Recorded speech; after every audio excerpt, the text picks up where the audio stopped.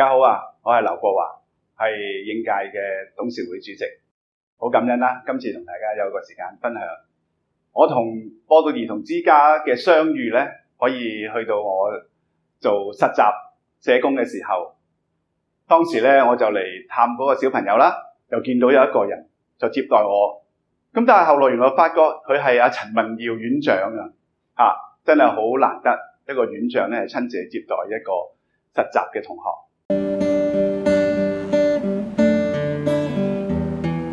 過咗一段時間呢，我除咗喺播道兒童之家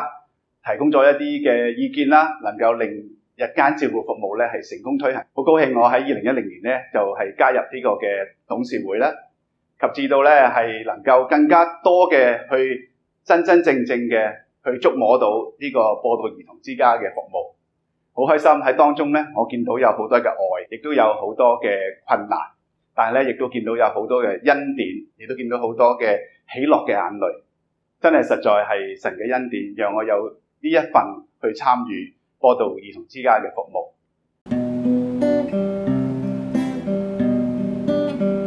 播道兒童之家70週年嘅時候，我都願意咧係我哋兒童之家成為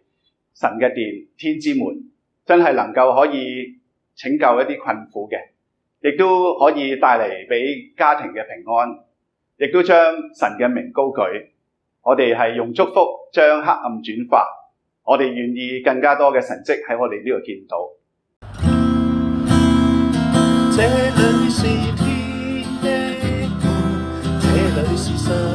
的殿，於這裏主的國度要來臨，榮美充滿這裏。